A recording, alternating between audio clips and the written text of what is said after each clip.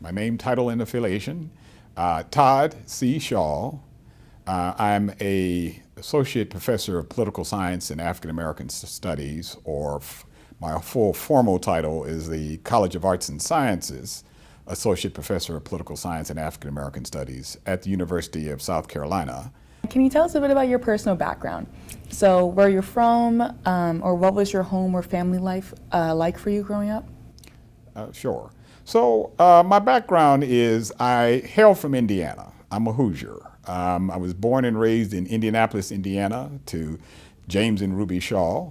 And my family background is one where I've always had sort of very strong connections within black communities and particularly to the black church. My dad was an extraordinary guy. He was among the first African Americans, if not the first African American, to be hired as a loan officer for a major bank in Indiana, Indiana National. My mom was extraordinary in the sense that she was very connected. They both were raised in Richmond, Virginia. They fell in love and eventually got married and moved. They were part of the Great Migration, sort of north, if you will, in the 1950s, particularly after the Korean War. And so the upbringing that they gave me and my three older brothers was a wonderful upbringing. We're very much connected to the church life there. We were raised in a church called Barnes United Methodist Church, which is part of the United Methodist denomination, but it's a African American led church. Between my father's business acumen, my mom being, she was really sort of at the heart of our thinking about education. She was always very conscientious about her boys getting their schoolwork done, us reading. She would take us to the library. I think my mom in an alternate life was a teacher. And so in some ways, I think her influence on me is profound as my father in the sense of her being a teacher. And my dad connected me to the community, connected me to think about business, but then also about politics. I'll say one other really key influence as to how I became a political scientist earlier on, is that at our church, Barnes United Methodist, our pastor at the time, Pastor Holloway, would after church invite public officials, public leaders, candidates to come and speak to the church. He made it a point. He says, I'm not endorsing anyone. However, Councilman Glenn Howard is here to talk to the congregation. Now, I was always fascinated to stay after church. I said, Dad, can I stay afterwards and listen to what the council member has to say? So I think that was sort of my nascent sort of dipping my toe into an interest in politics, because I was fascinated by the politics of the black community and other communities in Indianapolis. And in fact, I wrote a senior thesis about Indianapolis black politics, partly as a result of some of those things. And so those were some of my earliest influences in my background. I see. Well, I was going to ask you, how were you introduced to the field of political science? Well, now, how I was introduced formally to the field of political science was my education at Howard University. So I attended Howard University from 1983 to 1987. And my mentors there, earlier on, I was a major, I had a minor in sociology, and I was sort of thinking about at some point being a black minister or a black preacher. At one point, I think my mom might have teased me a little. She says, well, you started off maybe being a black preacher, and now that you want to study these things related to black politics, maybe you want to preach about being black. So in that regard, my formative years at Howard University were quite instrumental. Being introduced to really sort of some legends in our field. For instance, Dr. Ronald Walters, Ron Walters was both a sort of guiding star of black politics nationally and internationally, that he had been very involved in the emergence of the Black Power Convention. He wrote some of the earlier works, joined some of the other founders of the field of black politics in what he wrote, not only just from a domestic, from international standpoint. And then Ron Walters would go on to become a domestic policy advisor for Reverend Jesse Jackson. So sitting in Dr. Walters' class, where he says, he wasn't just talking in theory. He knew these individuals. He could teach you about South African politics, given that he was connected to some of these politics himself, and he had advised candidate Jackson on these politics. And then would go on and write a very seminal book on black presidential politics. So Ronald Walters.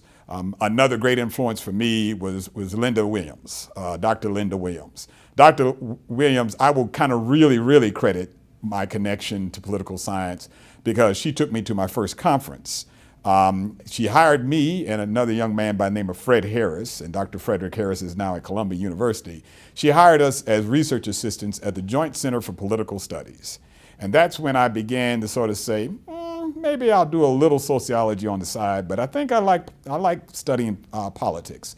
And so she took us to our first conference, the NCOPES conference. I think that was in 1987, if I'm not mistaken. And I was just sort of fascinated. Got to attend that conference there. I think then candidate or maybe Mayor Harold Washington spoke, the first black mayor of Chicago.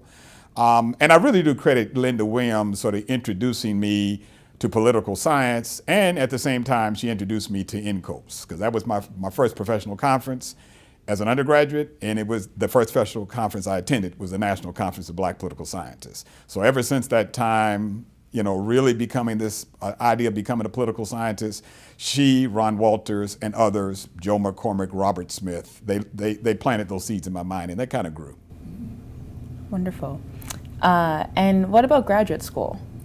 So initially, when I was thinking about graduate school, I said to my mentors at the time, I says, well, Howard University, this is the institution of Ralph Bunche, of one of my mentors who would become, one of the individuals who would become my mentors, Haynes Walton, got his PhD as one of the earliest PhDs from Howard University. I said, well, Howard University would be a great place for me to get my PhD. My mentors advised me to say, we love you. Sure, we would love you on faculty, but go away and come back. And so they encouraged me to go to the University of Michigan. And in fact, I was looking around and I didn't know much about Michigan. But I soon grew to understand what its reputation was. And so they encouraged me to apply. I know Linda Williams encouraged me to apply. And they knew something about the fact that Michigan at least had a budding number of political scientists. I think even prior to then, Michael Dawson had been recently hired there, who would become one of my mentors and till this day is a seminal influence in our field of black politics. And so, they kind of sent me off to Michigan. And I came to find out that there's actually a bit of a conveyor belt. Well, maybe that's a little glib, but there's a little bit of a process by which many Howard students would be courted by Michigan, because I met some other Howard students when I got there, Robert Sellers in psychology, Julia McAdoo in psychology, sort of several other folks. And so I said, oh, well, I see why Howard students are showing up here at Michigan, because we're being recruited, to kind of attend Michigan. So that was really quite key. I also will credit Catherine Tate. Catherine Tate was she was a graduate student at the time. She was an advanced graduate student getting near to finishing her dissertation. And Catherine Tate took me, gave me a wonderful tour, her and others that were there, gave me a wonderful campus tour before I accepted. And I'll tell a humorous story I've never told publicly. But I got to Michigan, and Catherine was giving me a great tour, giving me great advice, making sure that it was accommodated, along with the other students who were on recruitment weekend. And so Catherine, she was taking me to the airport, and she says, "Well, what do you think, Todd? Are you thinking of coming to Michigan?" I said, Catherine, this is great. This is great. I really like the cohort of folk here. I think I am. But I said more than I should have said. I should have kept my mouth shut, because I said, I think I'll attend Michigan, get my master's degree, and then I'll look elsewhere for my doctorate. She almost stopped the car. She said, "Todd, you've been accepted to the doctoral program." I said, oh. And so, to this day, I think, I really do credit her for not spilling the beans on me, not knowing that I had been accepted to the doctoral program. But, that's essentially, even though I came from a middle class family, that's, no one else in my family had attended the PhD program. So they could give me love and encouragement. They knew what it meant, but they couldn't tell me all the ins and outs. And so I appreciate, Catherine probably has never told that story on me, so I can tell it on myself. And so just to clarify, your parents, they had gone to college as well? Yes. So my dad, he finished up at Indiana Central University with his business administration degree. My mom would have finished at Virginia Union. She tells me the story that she went to her mom one day and said, I think I'm going to sit out from school just a semester or so if you don't mind. And her mom said, well, okay. And she didn't go back. But my mom to this day is one of the most educated persons I know. And if I know how to conjugate verbs properly, it's because she was probably going to be an English teacher one day. I see. And now, how would you characterize the political social environment in the U.S. While you were in college or graduate school? So this is the 1980s, from the Reagan into the Bush years. This is also a period of the emergence of a number of African Americans to elected office. As I mentioned, Harold Washington in Chicago. Chicago being pivotal because it would, of course, it would later on become that city from which Barack Obama emerged. But prior to then was Jesse Jackson. And Reverend Jackson's influence in American politics and in African American politics can't be understated. I think in some ways to this day, he's not given credit for all the things that he did. But I observed that even as a college student. To this day, I was going through some of my memorabilia up in my attic, and I had a picture of Jesse Jackson when he ran for president.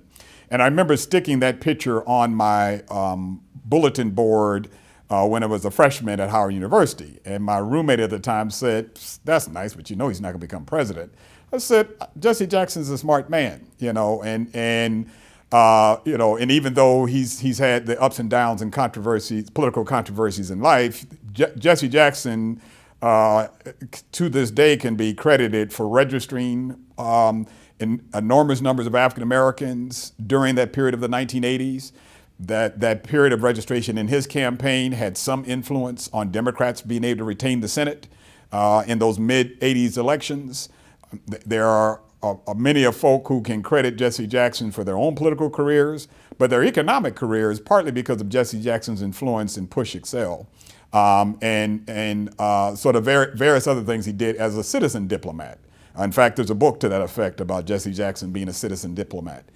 So it was a period of Jackson's emergence, the emergence of other black elected officials, but it was also a period of conservatism. It was a period of discussions about as today, what is the place of affirmative action? Should it even exist? It was a contentious period in terms of racial violence, Howard Beach and others that occurred during that period. It was a period as a student at Howard that was fascinating to attend college because the first year I got to Washington, D.C. to attend Howard University was the 20th anniversary of the March on Washington, 1983. And I can remember standing there and seeing some of the luminary individuals speaking. I can also remember it being quite hot, as it would be in D.C. in August in 1983. But I can remember, attending that event. I can remember, again, Jesse Jackson coming to speak on campus. I can remember, again, a number of things, including that there were some, Klan marches and racial violence, or at least the prospects of racial violence in Forsyth, Georgia, and students being mindful of what was happening there. So there are ways the 80s kind of parallel some of the aspects of the racial politics and the political politics of today, conservatism and some prospects of racial retrenchment and even racial violence as mixed with some degree of hope, and particularly the emergence of elected officials and black voters mobilizing to elect these sort of first time and pioneer individuals like Harold Washington in Chicago. I see. Thank you. And to that note, were you involved in any social or political activism while you were a student?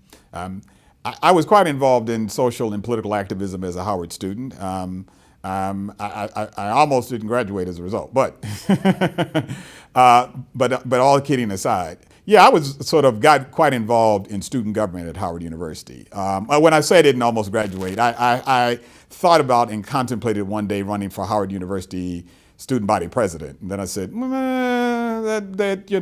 that may take me away from my 4-year plan, and so. But I advised the Howard University student body presidents. I was actually the director of research. So when I kind of think about it, even back then at Howard, I was using this idea of being a scholar in service of other things. And one of the things I was involved in is a discussion on campus, and we had some tensions with the administration around this question about African American studies being a required course in the College of Arts and Sciences or the College of Liberal Arts at Howard. And I kind of led the effort to create to create at least a research piece that talked about the history of whether or not African American studies should be a required course. And eventually it became one. And actually, one of our Pan-African Studies Associations, and I think through Dr. Walters recommending my name, gave me a student award as a result of that. So I was quite proud of that. Also involved in the disinvestment campaign. This was also the period of toward the end of South African apartheid, but we didn't know that. And so as part of student government, we had some of these battles that are true within communities about, what's the right strategy. And so we were at times in conflict with our administration, even given, I think, the insights and steady leadership of Howard University at that time, Dr. James Cheek. But we disagreed with the administration because we disagreed with the investments of the Coca-Cola Corporation. And so we were pushing the administration to not take a bulletin board, or actually it was a football field, the athletic scoreboard. Coca-Cola had paid for it. And we said, well, Coca-Cola is still invested in South Africa. And so we pushed back on that. And not all student groups agreed with us on that. And I won't say student athletes disagreed, but not everyone agreed with us on that. So I remember also attending some of the marches at the South African Embassy. I wasn't arrested. I guess I was a little fearful of my mother saying, "What are you doing?" But I do recall going down and at least protesting, not getting arrested, but protesting at the South African Embassy at the time. And there was other student protests that were occurring. One, there was a local DJ who had made some racist comments, and I was very involved with a student organization that would later on become a student organization that went to take over the administration building, pressing for student demands. So it was a bit of a heady period, and I was involved in several things there at the time. To my mother's chagrin, I'll even say that one time when the First Lady, at the time Barbara Bush, attended Howard University commencement, my mom didn't catch the fact that I was among the students who stood up on the First Lady and protest. So it was a very heady time at Howard University, and we were kind of very engaged in this political atmosphere. That's incredible, especially talking about transnational solidarity. That's really incredible. Yes. Yeah. I mean, I think this was also the period of Randall Robinson and Trans-Africa. So in some ways, Howard University was giving me a global perspective, very much a global perspective, and a global perspective on the African diaspora. And I think to this day, I'm mindful of that perspective because of Howard University, because I had students who were from Nigeria or were from Jamaica or from we weren't just talking in theory about the global community, we had it there. Yeah. That's fascinating. Can you tell us a bit about your research trajectory? So what was your dissertation topic and what's your current main area of focus? Sure. So my research focus, I now kind of recognize the fact that it's been long in development, as is true for many of us who become senior scholars. It's you start off with a topic and you're not quite certain where it will go, but then by the time you're done after 20 or so years, you say, oh, I can see the logic of where I was heading. So my areas of research focus within American politics, broadly, is in the area of African American politics, U.S. racial and ethnic politics, really urban politics, and then I will say sort of political participation or citizen engagement. My dissertation was a dissertation that looked at the question of what constitutes effective grassroots activism in the city of Detroit. And the topic would become my first book with Duke University Press.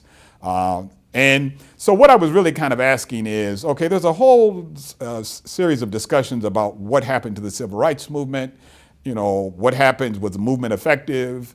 Did it just elect black elected officials, but those officials, have they been effective? Have they been held accountable? And so I wanted to kind of answer that question. Earlier on, my dissertation chairs were Dr. Haynes Walton and Dr. Michael Dawson. Now, to have one of those individuals as your dissertation chair is an honor, but to have sort of really, between those two scholars, you can say that you really do have two stalwarts of African American politics. I can still to this day, more than 20 years after having gotten my doctorate, they still work their way into my work. And so my broader research agenda then becomes, what are the sort of political, sociological, and economic divides within black communities that communities at times will be able to come together, but when they also differ. In other words, in some ways I have unpacked the question of black unity and collective action. When there isn't black unity, is that because there are genuine and necessary divides in community? And when individuals come together in coalition, what does that mean? And in fact, that kind of lends itself to what I'm talking about now in my work about the diverse communities of black politics. But my dissertation, I wrote a dissertation that was too long. I wrote a dissertation that was 500 pages. and I can remember Haynes Walton, Michael Dawson, Earl Lewis, sort of being, Rick Hall being my committee members. And they're all kind of commenting on, I'd done a great job. I clearly had, cleared the bar in discussing the topic, but they were all a little puzzled about how I was going to scale this down for a book. And I appreciate the fact that they alerted me that this was far too long. But I think writing that large dissertation gave me a bit of a broad perspective on the topic of grassroots activism in Detroit. I had done a thorough historical chapter with some archival resources. I had pulled together sort of multiple levels of census data. I'd looked at data with regards to public allocations of community development block grant dollars. I had done a lot of work. And so it helped. I had a little more work to do, but it really did give me a basis to say, okay, you've got all this. Now you can scale it down to a book that will make sense. And so I think they indulged me in writing a dissertation that was so darn long, but they also gave me some great insights, particularly Haynes Walton. And I say particularly Haynes Walton because I just want to say, in some ways, Haynes was a bit of my administrative chair on the dissertation. Michael was my intellectual chair. By that I mean the theory I was pulling upon was really kind of Dawson's notions of group interest, of link fate to a degree, and the collective action. But Haynes was the chair that kind of kept things on task, and they worked very well in that sense. And so at one point, and I'm sure Michael could attest to this as well today, Haynes at times would write me feedback on my dissertation. Not sometimes, all the time. Whenever I'd send him a chapter, he'd send me back feedback. Haynes, even to that day, which was the mid-90s, did not use a computer. He used a typewriter for everything. Haynes wrote me always no less than 4 single-space pages in comments on every chapter. Single-space pages. So me understanding just how seriously he took what I was doing, and that he took mentoring very seriously was just quite an honor, and sort of endeared me to Haynes Walton in many ways. Haynes, as I've said before, is a product of Howard University, at least in the sense of his doctoral work. And to this day, I wear a baseball cap because of Haynes Walton, which was his signature piece of clothing. So again, the work that they did to kind of shape my thinking, still to this day shapes my thinking. And I think this fourth book I'm working on with Oxford Press, you still can see a lot of Haynes Walton, what he talked about as the contextual variable in his work, and a whole lot of Michael Dawson, grassroots link fate and notions of black solidarity. Those are still two prominent ideas in my work now, 20 years later. Wow. Thank you for explaining that. Sure. So we're going to shift gears a little bit. Sure. What does being a black political scientist mean to you? Well, being a black political scientist means to me is that you have a particular community that you can draw on if you choose to. You know, I wouldn't say that it starts off with the notion of obligation or responsibility, although I think it entails that. But I think what I've come to understand is that really all of us who are scholars, and particularly political scientists, we understand that this is not that you don't sit alone in a cubicle, you don't sit alone in your office and produce great work. You produce great work in community. And so even though our names might be the first author or we might be the sole author, we know it was done in community from the extensive feedback from others. I think that my generation of black political scientists, and I'm in my late 50s, greatly benefit from the fact that we were both aware of and knew and got to know and were mentored by the founders of our subfield. Haynes Walton, Lucius Barker, May King in sort of international relations and women in politics, Jewel Prestige. We were all in that generation who were young enough and old enough to be mentored by the founders. Thus, we knew that groundwork of work that they did, that they laid the groundwork with, of which I will say at times political science as a discipline writ large has not given credit to that. Then we also knew of the cutting edge stuff that Michael Dawson, Kathy Cohen, and others were producing. And so I kind of know, I can call upon the work of Haynes Walton. I can call on the work of Matthew Holden. Paula McLean as part of I'm sure Paula would say, I'm more of the younger generation type. Paula McLean, and certainly Diane Pender-Hughes, right? And so knowing that that work between we'll say the sort of founding generation and then the next generation means that I feel my scholarship is strong as a political scientist when I can root myself to that scholarship. And not only have I rooted myself to the scholarship, I've rooted myself and have been connected and greatly benefited from those black political scientists.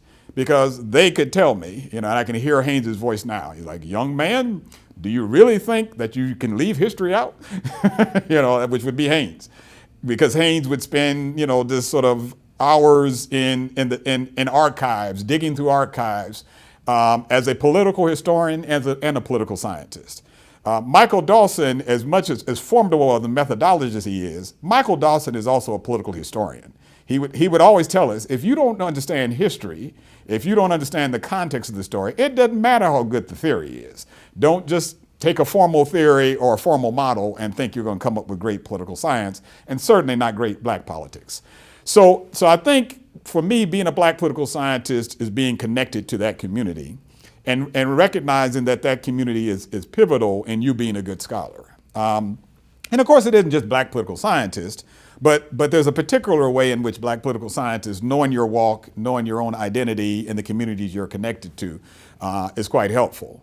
Now, I think there's also an obligation, a linked fate, if you will, that I have in being a political scientist and being a black political scientist. And I think my work having some political relevance to the broader world, I do feel a sense of obligation, whether I should or not, and I think I should, when communities call on me, when they say, Dr. Shaw, could you give a little analysis to this problem? Can you explain the election here? Can you talk to these young people about civic engagement? So I think that's also a part of it.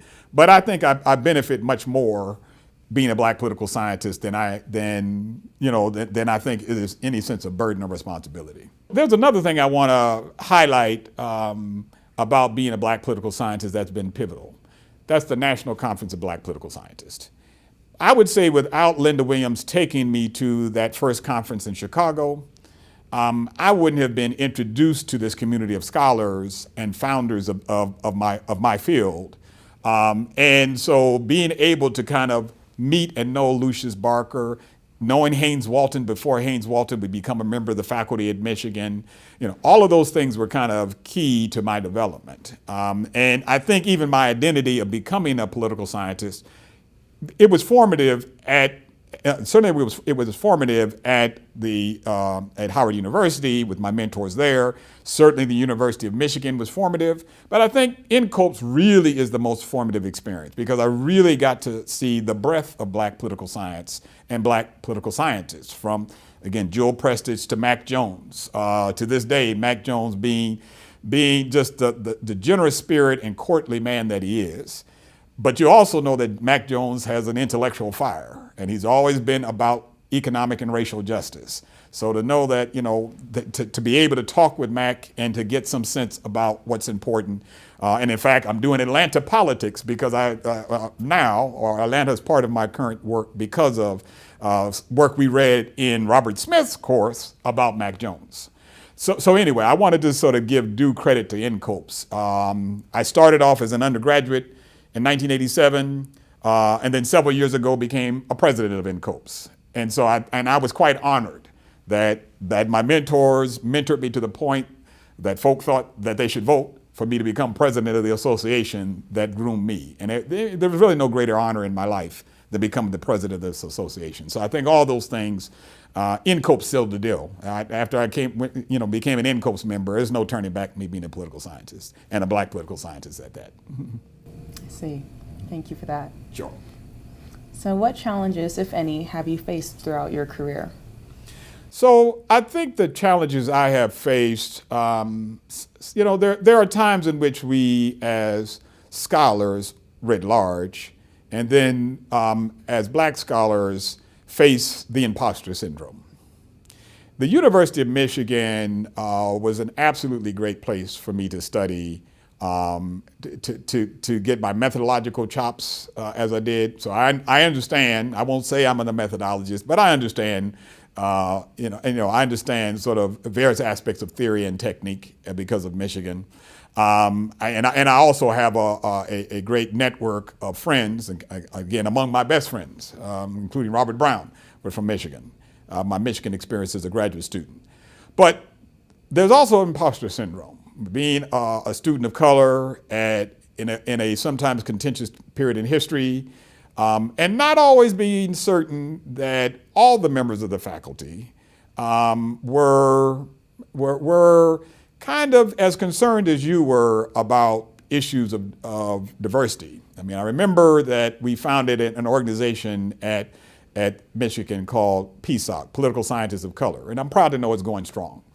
And I do remember when PSOC sort of raised some concerns about, well, you've hired Michael Dawson, but who else might you hire in political science? And Michael Dawson cannot mentor probably at that time, 12 black students and probably 12 or so Latino students. He can't be and he wasn't. There were other individuals like Stephen Rosenstone, Mary Corcoran, et cetera. But he can't be the only black political scientist who are mentoring these students. And there were other members of the faculty, but Michael was a student who, and I want to give credit to the fact there were other members who were African American, but Michael was in African American politics and racial and ethnic politics, and so he most closely approximated our interest.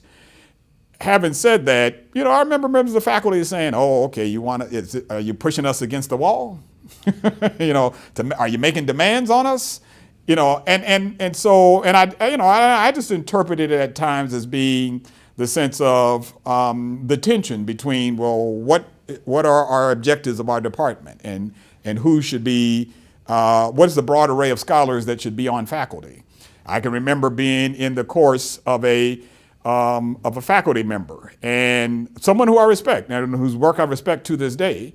But and they were a white faculty member, and I remember this was at the time that Jesse Jackson was running for president in 1988, and they laughed out loud in the class. Can you imagine Jesse Jackson with his finger on the atomic, or nuclear bomb, or on the button? And I stopped. I said, I voted for Jesse Jackson. The class became a little quiet. But I said, I also, but I went and I talked a little bit about Ronald Walters informing me about Jesse Jackson's foreign policy. So again, it was a glib and I would say racially insensitive at the best comment. But I think I don't feel, I guess, even though I say imposter syndrome in the sense of I felt at that moment that it elicited a response, I will credit Howard University and my mentors for giving me enough insight to say how I should respond. So, not to jump on top of the table, but just to plainly state the facts. Jesse Jackson had a formidable foreign policy, international policy, and nuclear policy regimen as part of his presidential agenda. I know because I talked with the man and was mentored by the man who helped him devise it. So that's a good scholarly response to that concern, right? And so there's been subtle sort of things, and I've been, I'll just say it, I've been blessed in my career that I've had a network of colleagues and friends across racial and ethnic groups who have supported my work and who I've mentored and who've mentored me and I have published with. But I'm also aware of the situation of others. And so even if I can say a few things that are true about my career and a few incidents that occurred in the context of do I belong, I know of many more that have happened to others. And so however I can be a resource in doing that, because I think because of that notion of linked fate. Yeah, well, what happens to other black political scientists, other political scientists of color, they have an impact on my thinking, and I want to be there for them. Means that it's not just about me. And so in that regard, I believe I've been quite fortunate, not a lot of pushback and challenges in key ways, but I'm aware through direct contact with others and those being friends and colleagues of what's occurred more broadly. In your view, what is necessary in order to further diversify the discipline and make it more equitable and welcoming to scholars of color in the profession? Well, I think that that there's been several developments, and having served on and being happy to serve on the Executive Council of the American Political Science Association. I know that there are several developments that have happened within APSA that are particularly in the question of diversity and inclusion that have moved us in the right direction. And I want to give due credit to APSA for the vision that it's had in doing so, and particularly to Steve Smith and then Dr. Kim Mealy for all the ways in which they've had vision in that regard, as others, such as Michael Britnall preceding Steve Smith. However, I think that the challenge we face is, in some regards, and having served as a department chair, I know this to be the case.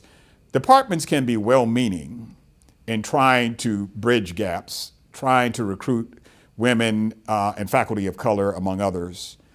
But are our social and intellectual networks such that we can do that? Like, for instance,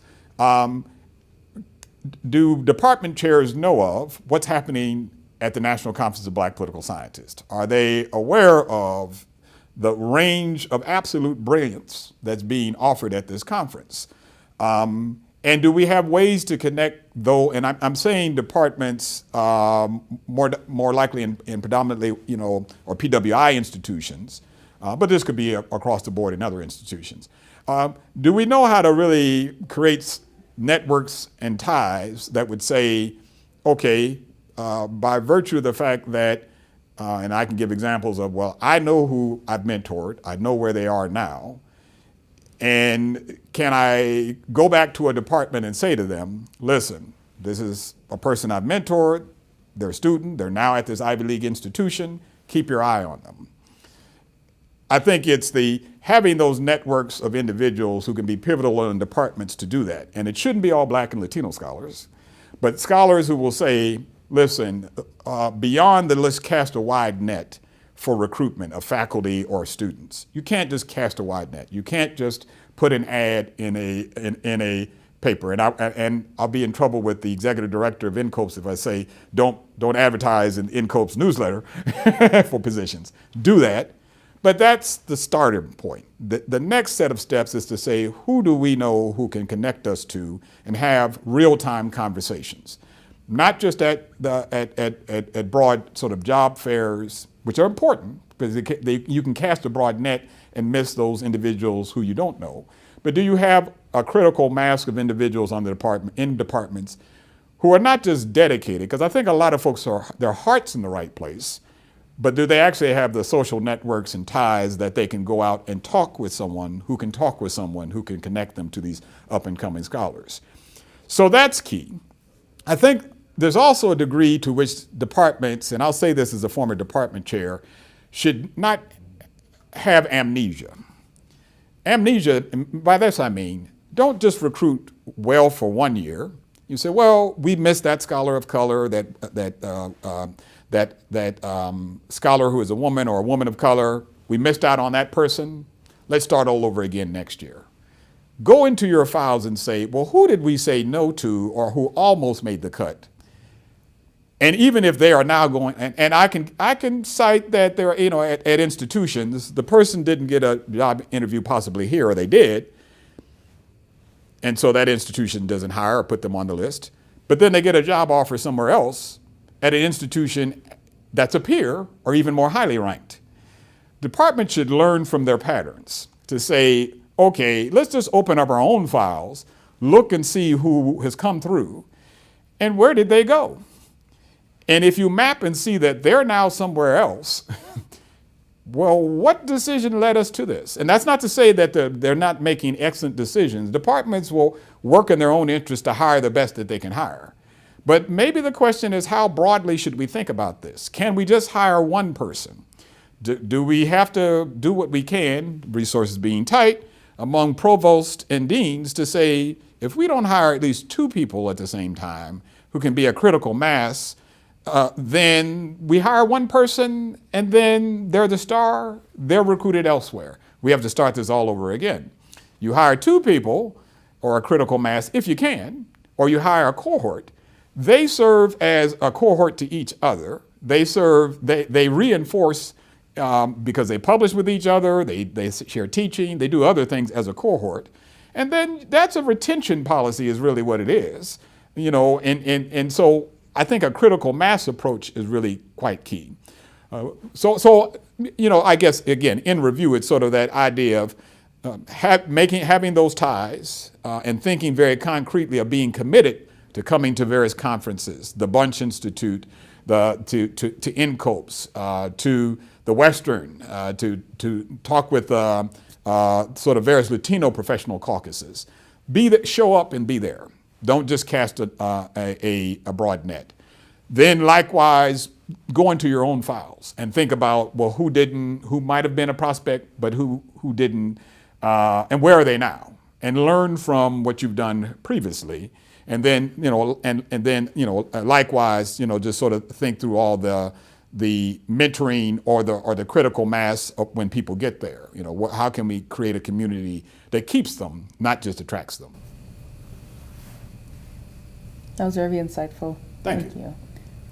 Well, in addition to the existing diversity, equity, and inclusion programming, what is your advice to associations like NCOPES or APSA on how to best support Black scholars in the profession as they approach milestones in their career?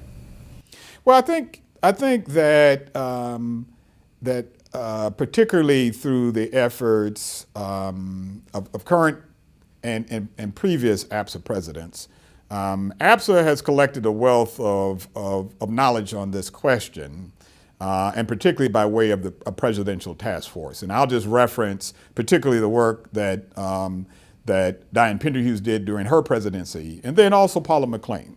And particularly, I think for APSA, as I know it has, but to even take more to heart, McClain's sort of methodical approach, I would argue, in asking these questions about gaps in the profession and what we can do. Now, I say that, and I'm a little self-interested in saying that, because I served in one of the sub-task force with Professor Kathy Cohen. And I think to kind of take to heart, I think APSA does as best as it can, or maybe it didn't want to be let off the hook. But but APSA has done a pretty good job, let me just say, of producing some insights about these gaps, about time to degree relative to students of color, where are folk being recruited, sort of these various gaps, and particularly among Black and Latino colleagues. The question is implementation and next. And I say this again as a former department chair. If it doesn't happen in a department, it really doesn't happen in a university. That department or division level, however the university sort of divides up its academic units, is where things happen. And how to translate what it's doing to the objectives of a department is key. Departments, of course, are nested within universities, so that's very hard. And they have to, they contend, not what contend, but they are part of a dean's agenda, a provost agenda, a presidential agenda. So it's not like department chairs have free reign to do what they can do or whatever they want to do. But department chairs can be informed and equipped with things. I think to the degree that APSA can continue to press and make sort of critical interventions with department chairs, to say, what information do you need from us to do this better? Is it through, and I've been a part of APSA's mentoring program to this day, still keeping in contact with my mentee. Do you need resources in that regard? Do you need resources in terms of sort of the candidate pool? There's the Ralph Bunche. Now, I would also advise APSA to caution departments of using, again, a few signal things. Ralph Bunche is outstanding, but Paula McClain herself would tell you these are 20 or so scholars. There are others. These are among the best and brightest, but there are others. However, there are ways in which departments may not even make best use of that. If I as a political scientist in NCOPS and in APSA, and as a Black political scientist, if I see a student has research experience, undergraduate research experience, particularly from Ralph Bunche, that signals something to me. I hope that signals something to many department chairs or to all department chairs. Not that only Ralph Bunche, but Ralph Bunche is an indicator. And we're always looking for indicators of how well a student will do. Well, having gone through that program, given the number of PhDs it's produced, I would say, don't say no to a Ralph Bunche scholar. I mean, I know that's a little strong, but I think just to sort of say, this comes into the idea of don't have amnesia. Well, what has actually worked? If it's worked, why aren't you connected to it? Why aren't you sort of recruiting there? If you say, well, we don't have the graduate dollars to do that, well, why presume that a student might have interest in coming to your department for many reasons, including, of course, resources. And so being competitive in the way you can be competitive is key. And so I think, that's the challenge that APSA still confronts, is how to get that sort of, if I would say, grassroots level of the department level, to have department chairs know what are the resources available and that are out there. I think NCOPS faces a resource challenge that we're overcoming. And that is that NCOPS does what we do very well, but we've done it with sparse resources for too long. And so I think part of what and I'm involved in the capital campaign with NCOPS, because I think what that will do is it will provide us with resources for more political scientists who are interested in global Black politics, whatever be their ethnic or racial background, and more Black political scientists to be connected to NCOPS. NCOPS works too. NCOPS, we describe ourselves as a family tree. And that's not for a point of exclusion. It just means that we literally can map here's this person's mentor who's connected to this person, who's connected to that person, et cetera, et cetera. And that works. That works in the sense that you know who to call. My students know to call me. So, they still call me Dr. Shaw, but I ask them to call me Todd or Doc. Want to talk with you. I'm thinking through something. Well, when we meet at NCOPES, we get a longer conversation than we could get as sort of given the ways in which people get busy in their schedules from here, from sort of the day-to-day back and forth over a phone. So I think NCOPE's resource challenge, it will overcome. APSA's information challenge, it will overcome, but they have to sort of continue to work hard on those challenges because we know the environment. The environment is only getting more choppy. There's only talking about politics, talking about race and politics is only becoming more contentious in American society. And so we're political scientists. We know the real challenges. Now, how to close those gaps at the levels that will matter is what I think is key. So shifting gears again, you have held a number of leadership positions in the profession, including former NCOPES president and as a former APSA council member. So what, in your view, makes a good leader? My view of a good leader. I don't want to sound too trite, but a good leader is a good listener. A good leader is, and I come from a model, as I know many of us would, of democratic leadership. So a good leader is one who will first and foremost not set the priority, but call people together to formulate their thinking about what should be the priority. A good leader kind of cares enough to be compassionate. I really don't think, the individuals who I would say I admire, globally or nationally or locally, if I've admired some aspect of their leadership, it's because, they're not arrogant individuals. They didn't particularly care, or they don't particularly care if they got the credit. They care that people were served, that things got done, that students were mentored and went on to pursue whatever careers they were interested in. And to me, I would also say in terms of associational membership, leadership within a profession, or professional association, there are a lot of ways that you have to be mindful of the constituencies that you're serving, because there's a natural or not so a natural hierarchy. You have senior colleague, you have members of the faculty, you have faculty members who are part of a professional faculty, you have tenured folk who are tenure track or tenured at R1 institutions versus community colleges. Then you have an array of graduate students and undergraduates. And that's a long line of a career progression, but each of those levels have distinct needs and interests. Undergraduates don't have exactly the same concerns and interests as do graduate students, although they overlap quite a bit. Faculty at institutions with resource challenges, well, that's probably all of us, but even more research challenges have a set of concerns. They're teaching more classes, they're mentoring more students, maybe more broadly, and they don't have research budgets to call on or travel budgets to call on to do things, or as much as one would at an R1 institution or an Ivy League institution or a leading public institution.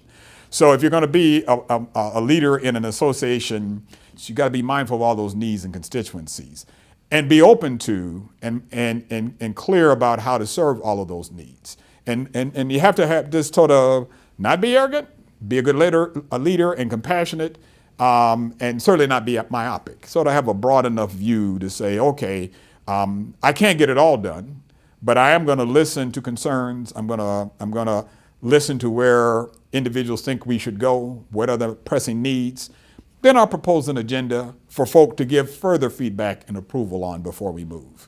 So a good coordinator is a good leader, is how I would characterize it. And lastly, do you have any advice for junior scholars who are coming up in the profession? Sure.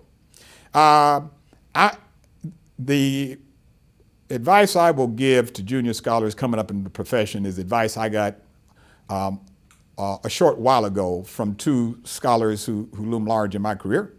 One very directly is Haynes Walton. And Haynes Walton would tell us as junior scholars, and I can hear his voice to this day, young man, it's a marathon, not a sprint.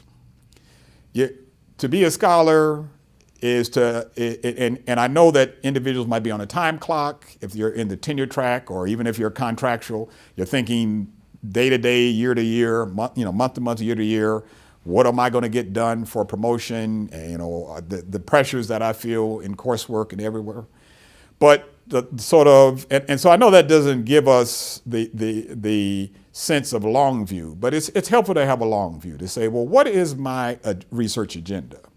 Or what is my teaching mission? What do I really want to accomplish and get out of this enterprise? And so, and that's not an easy thing because again, life is life, and we have joys and traumas, and so it's not always easy to kind of to map that out. But but I understand what Haynes meant is that you don't feel like I think he implied that if your dissertation, Todd, if the best thing you've ever produced is your dissertation, maybe think the dissertation's good, but what's the next rung? What's the next thing I want to do? Even if I'm going to be more at a teaching institution, if the first class I prepared is the last class I'll prepare, and then I'm not, I'm not sort of slowly thinking about, well, what's the long-term joy I want to get out of this and long-term objective I want to meet. Then Matthew Holden once said to me, don't be afraid to be wrong. Just be afraid to think small ideas. So, and Matthew Holden, I don't think gets enough credit for big ideas in Black politics. And some of the seminal work he did early on in Black politics, particularly with regards to race, the republic, and the nation. And so I took that to heart when Matthew, because I said to Professor Holden, I said, I can remember he was visiting the University of Illinois, and I said, I'm trying to sort out this model, and I'm a little timid or afraid to think that, am I really saying too much? And he says, don't be afraid to be wrong. Just be afraid that you're small ideas. And so I've kind of taken that to heart. I'm saying, well, you know what? My first book project, I will almost sound like a physicist when I say this, but it was really about time. And because it was entitled, Now is the Time. It was talking about grassroots activism, but I was dealing with the broad dimension of, well, how does time matter in human affairs, but, most specifically in grassroots activism. The new project is about place. Now, it's about, sort of finding home the diverse communities of Black politics, but it's really about what do I as a scholar think about the contextual variable or place. So those two pieces of advice have served me well in my career. And so don't be timid. You'll be wrong. I'm sure you'll be wrong. We'll run some models and they're not correct. And you'll go to a conference presentation and no, you haven't cited the pivotal work. And mentors and friends will reinforce you and take you out for a beer if you feel badly about it. But at the same time, it's okay. It's okay. I mean, quite frankly, as social scientists, a key word in social science is scientist. It's going to be trial and error in life and in your work. But keep at it, find your joy in it, and don't be afraid to be wrong. Just be afraid to be small in your ideas. Thank you for that. Sure. Mm-hmm. So before we wrap up, is there anything else that you would like to share with us today? I think I want to thank APSA for this project. I want to thank, in particular, the Diversity, Equity, and Inclusion Department for this project. I think documenting this history is quite key, and it's really important for us to document the individuals throughout political science who are legendary individuals, and individuals who through their brilliance but great humility, conveyed something. I'm thinking now of the work of Elinor Ostrom.